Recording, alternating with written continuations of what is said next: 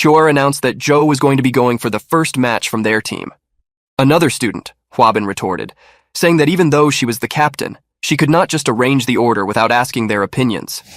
He asked her if she was trying to fight every match by herself and assumed that she was probably thinking that they would bring shame on her. She asked him if the sparring match was really that important. She also insinuated that he could resign from the team and get lost if he didn't want to obey her orders. Huabin felt insulted, but his classmate held him back. She asked Chur if she and Dong'er were actually sisters. She informed her that she had already said it before. Chur and Dong'er were not sisters, and they had no blood relationship either. She asked her if she understood what she was saying. Another student inquired why she was always so grouchy towards them, wondering if she couldn't at least be a little nice towards her team. Chur turned her attention toward her and gave her a piercing gaze. It felt as if a dragon was about to attack and tear her apart. This was her bloodline suppression, but the level of it felt impossible and she couldn't understand just how powerful her martial soul was. Chur announced that their time was up and it was decided. Zhou was going to go first, and there were going to be no objections made. Nobody dared to speak up to her authority. Her presence was much more scarier than that of Dong'er. The match preparations were done.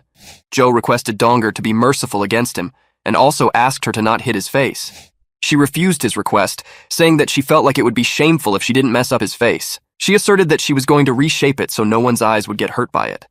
The teacher in charge of conducting the match announced that that was enough, and it was finally time to get the match started. Zhou immediately pulled out his spellbook and activated one of his abilities, Earth Bear, summoning a massive bear. She jumped it, unfazed by its size. It tried to knock her down, but she simply pounced on its head and leaped away. She had activated her ability, Butterfly Priestess, which allowed her to move freely. He summoned 2 more beasts, telling her that he knew how powerful she was, but he was not going to go down without a fight. She shot a large fireball at them, but before she knew it, the bear was right above her. She detected it and immediately jumped out of the way. Zhou was still hesitant about facing her powers since she had just killed 2 of her summons in an instant. In that case, he figured he should first hide inside his vine forest and drain as much soul power as he could. She noticed that he was trying to hide from her, but she knew it didn't really matter. She shot her flames at the vine forest, burning it to ashes. Zhou gasped, realizing that it looked like an Exelia putrea, a kind of insect known as the flame moth. Still, it seemed like no matter what technique she used, the energy consumption was not going to be that small. Everything was going according to the plan for him. He still had 1 more summon that could attack her. A massive snake lunged at Dong'er from behind, wrapping itself around her.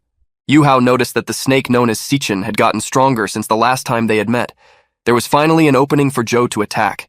He released himself from his forest and used another ability, Cursed Wine Prison, to try and trap her.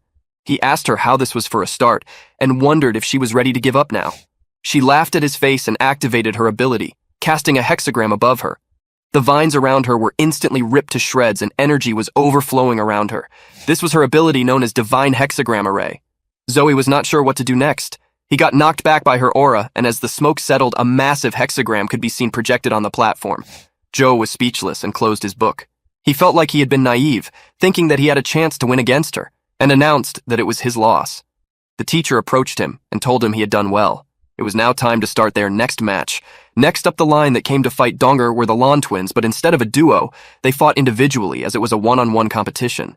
As a result, they were easily defeated by her without much effort.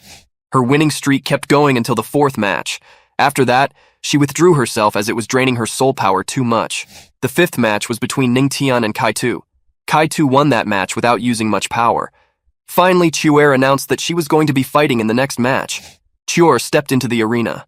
Huabin had not expected her to get in this fast. He had assumed she would go in after all of them. Kaitu recalled that she was the one who had beaten Juichin on that day. He knew he had to fight her carefully. Without wasting a moment, she charged at him. One of her team members was shocked. He was unable to comprehend what she was trying to do, just facing him head-on with her strength. Another student reminded him that he had once seen her fight, and that she didn't even need to use her golden dragon to exert more strength. Kaitu activated his ability and began firing at her. He could tell she was really fast and he did not even have enough time to activate his battlesuit. He figured he should keep his distance from her. She dodged his bullets and made his way towards him, before swinging her spear straight at him. He couldn't understand how she was able to do that without her spirit essence. He quickly activated a shield to block her attack. The spear met with it head-on. This was the first time Yu Hao had seen Kaitu use his soul guides for short range. He could tell that those pair of hammers really suited him. The spear was not losing any power, and it was becoming difficult for him to block it. Soon, cracks began to form in his shield before it eventually broke. This was the critical point of the match. It seemed as if he had been struck by the spear, but he was able to block it in the last second. Bei was amazed, and even Kaitu was proud of himself. The attacks did not stop there, though. She had gained distance from him and got a hold of her spear. Yu Hao realized that she had used her spear as bait to move closer. She swung the spear at him again, and he blocked it with his armor. A massive explosion sounded through the arena. Kaitu knew he was in trouble and was having difficulty staying on the ground. At last, he finally gave way. She pointed her spear at his throat. The duel was over and she had won. Bei could tell she was really powerful. Kaitu admitted that he may have received quite some injuries from the impact. She advised him to stay still and she would help him get down. Yu Hao wondered if she had really grown so much stronger than the last time he had seen her. It was amazing how fast she had ended the match. Bei walked over to Yu Hao and told him he was next. Yu Hao was startled by this and asked him why it was his turn. He explained that it was because he was the one who knew her the best among all of them. He motivated him to go up there and show them all what he had. Yu Hao stepped into the arena and took a good look at her. He asked her to have mercy on him, to which she simply replied with a pompous grunt. The teacher explained to them that this was just a sparring match, so they had to end it without too many injuries. He officially started the match and she sprung towards him. Yu Hao readied himself by immediately releasing his spiritual field and spiritual attack skills. This was in order to stop her from getting closer and to gain an advantage over him. Right after that, he released a strong wave of soul attacks. A series of powerful spiritual attacks began striking her, and because of that, she temporarily lost control of her body. He took the opportunity to jump at her, his first, ready to strike. She gained consciousness and, using her spear to gain momentum, swung her own punch at him. Their fists collided head-on and sent them both flying back. Yu Hao ordered his spirit, the Snow Empress, to attack her. She changed her form into that of a woman and began casting abilities. Ice Empress's Wrath plus Blizzard Domain along with the Snow Dance of Absolute Ice. Chior wondered if Yu Hao had gone into hiding. It seemed as if he was trying to exhaust her using the ice at a low temperature. If that was what he was trying to play, then she was also not going to back down. She was ready to see who would run out of soul power first. Yu Hao wondered if he should really choose to make her exhaust her soul power to defeat her. But since she was one rank above him, so it seemed that it wouldn't be possible. Even if he couldn't win, he had to at least exhaust her to the point that her soul power would be extremely low against her next opponent. This way, their team would have an advantage over her. The students were silently watching them. One of them wondered if he was really fighting her or just sweet-talking. It had been a while since the ice had formed, but there seemed to be no movement. Bei told him to stop spouting nonsense. Nanan poked him and told him to stop talking bullshit as well. She ordered him to not interfere in Yu Hao and Dong'er's relationship. Dong'er interrupted her, saying that she didn't mind whatever he said since he was always like that. She was not going to take it to heart, although she knew he wouldn't listen unless they were strict with him. Nanan reminded him that she was going to make him pay if he ever disobeyed him and asked him if he understood. He replied with a firm yes, saying that he had to listen to his sweetie's words. Dong'er could tell that Yu Hao was definitely using an energy-draining tactic, but she still wondered about something else. She didn't know what he saw Chuer as in his heart. Meanwhile, Chuer had not moved from her place. Yu Hao had slowly sneaked up behind her. He knew he could only barely keep the domain up with the soul power he had, so he had to put everything in his next single attack in order to quickly finish it. He motioned his paw towards her from behind, but she detected it. A barrage of spear thrusts began coming his way. He used his ability Shadow Ghost footwork to dodge it. His skills could tell him every small movement she made. It was almost the time that he had predicted. The time gap between her counterattack and her next attack was approaching. He believed this was her weakness. If he attacked her using the absolute ice now, she wouldn't be able to move or exert any more strength. Just then, he had a sudden realization. His previous attacks had been ineffective against her. It seemed like he had been fooled. Something felt wrong, though. Yu Hao had accidentally touched her on the wrong spot. This was not a good situation for him. Chuer's face changed that of being creeped out. Bewildered, he released his domain and jumped away. Bei noticed him and wondered who had won the match. The strength of that attack had been unexpected for Yu Hao. It should not have been possible at all. He knew he had to quickly push her out of the stage before she broke through. Thinking again, he figured he should probably not do that since she looked super pissed. He activated his Ice Empress's Wrath. She came at him with a furious punch. The pressure felt too strong for him. It seemed like the force of the whole Golden Dragon was behind it, so much so that it could very easily suppress his Ice Empress's Wrath. It was too late to avoid the attack now, and he knew he would die for sure if he got hit by that. He had only one more thing he could trust.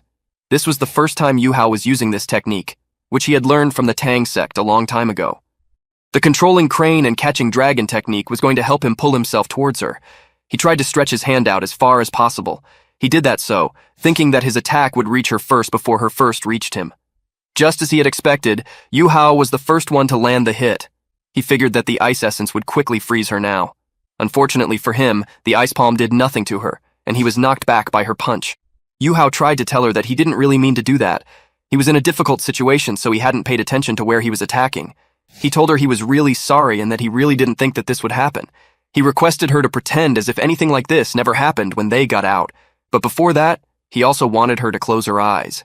Meanwhile, the two of them were outside everyone's line of vision. He assured her that he would treat her to some food later as an apology. He told her he was going to help her now and wanted her to understand that he hadn't done any of that with any bad intentions behind it. He asked her if she was feeling better now, but she looked frustrated. He told her he was going to melt the ice in her body now and ask her to not get angry about what happened before. Her expression turned furious, and she yelled out his name. She kicked him away, and the others wondered what had happened. She screamed at him, calling him an idiot, and asking him what he was doing. Dong Er could tell something had happened in there between them. She jumped into the arena while Yu Hao pretended to be passed out. The spectators were confused and bewildered. Dong Er made her way towards Yu Hao, and someone asked her if he was all right. She told him he was fine and that he probably passed out due to the last attack. She assured them that he would be all right if he got enough rest. The others came to help her carry him away, but she refused to let them close without a second thought. Little did they know, she was actually crying. Yu Hao felt like she had been way too cruel. All he wanted to do was to help her. The real Snow Empress's palm's power was extremely terrifying, so he had only attacked her with a little bit of the power, holding most of it back. He knew that if he had not done so, then she could have easily died. Once he had saved her from being frozen, a new problem had arrived for him. The thing Chuer had said at that time was definitely going to make everybody misunderstand what had happened between them. It seemed like he really couldn't avoid what was going to happen, and he felt like he wanted to die now.